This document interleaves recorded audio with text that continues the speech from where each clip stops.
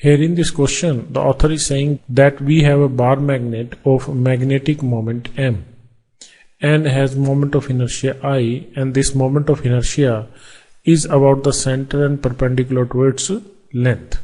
तो ये हमारे पास एक बार मैग्नेट है, क्लियर।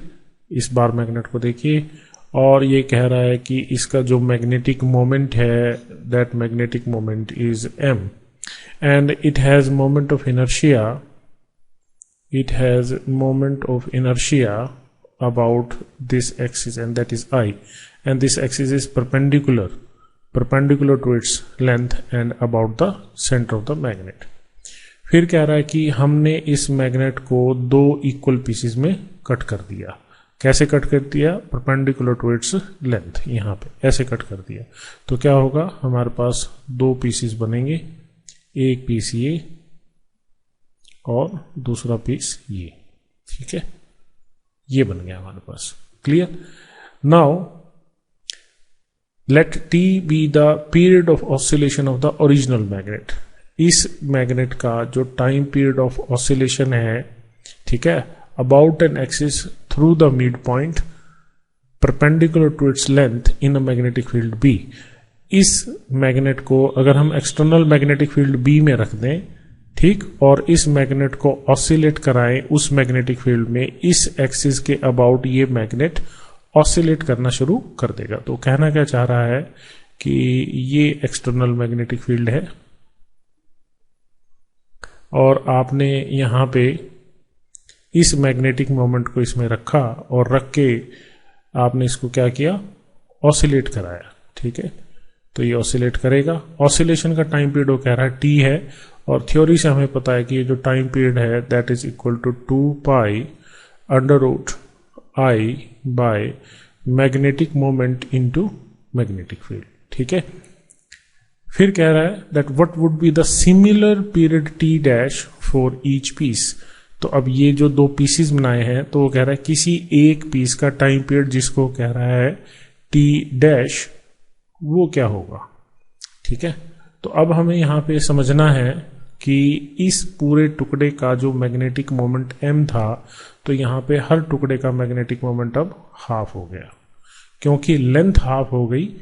एरिया जो है, area of cross section same है, मतलब पोल स्ट्रेंथ तो सेम है, बट जो लेंथ है that has become half, therefore magnetic moment has become half. पहली बात ये। दूसरी बात, अब हम इस मैग्नेट को, जो छोटा मैग्नेट है, किस एक्सिस के अबाउट ऑसिलेट करवा रहे हैं? इसी एक्सिस के, मतलब क्या, जो एक्सिस इसके सेंटर से पास कर रही थी, तो अब एक्सिस जो है इस छोटे टुकड़े के एक्सिस से पास कर रही है। तो अगर इसकी जो टोटल लेंथ जो थी, ये वाली जो लेंथ थी से 2l, तो यहां पे इसकी लेंथ क्या है, l, ठीक है, लेंथ हाफ है, ठीक। तो यहां पे जो मोमेंट ऑफ इनर्शिया I था दैट वाज m लेंथ का स्क्वायर बाय 12। अब यहां पे इस केस में मोमेंट ऑफ इनर्शिया मान लीजिए I डैश है, ठीक है। Now that is mass divided by 12। मास तो हो गया अब यहां पे हाफ, क्योंकि आधा आपने काट दिया, so that is m by 12 और ये 2, half mass, length is l square. So that has now become the moment of inertia. तो इसको आप सोल्व करेंगे तो आपके पास क्या आएगा, m बाय 3 l स्क्वायर, और यहां पे आप सोल्व करेंगे तो यहां आपके पास क्या आएगा, m बाय 24 l स्क्वायर, ठीक।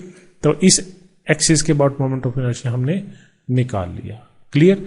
तो अब ये जो टाइम पीरियड टी डैश है, ये हमें निकालना, तो टी डैश इसी बेसिस पे हम यहां पे लिखेंगे, that is 2 pi the moment of inertia. Now it is I dash is I dash m is m by 2 into b, pc में। तो m by 2 क्यों लिया, क्योंकि मैग्नेटिक मोमेंट हाफ हो चुका है।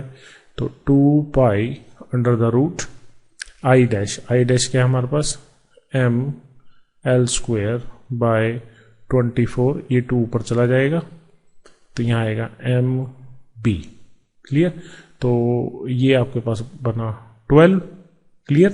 तो t dash that is equal to 2 pi under the root ml square, यहां से ml स्क्वायर को आप लिख सकते हैं 3i, so that is 3i divided by 12 mb। Clear? तो यहां से 3, ये 4, तो आपके पास क्या आया 1/2 2 pi under root i by mb, और ये आपने ऊपर डिफाइन कर रखा है t, जैसे कि क्वेश्चन में गिवन है कि टाइम पीरियड t है, so now that becomes t/2। तो जो नया टाइम पीरियड होगा वो पहले टाइम पीरियड के जो होगा that is half, so this new time period is half of the given time period.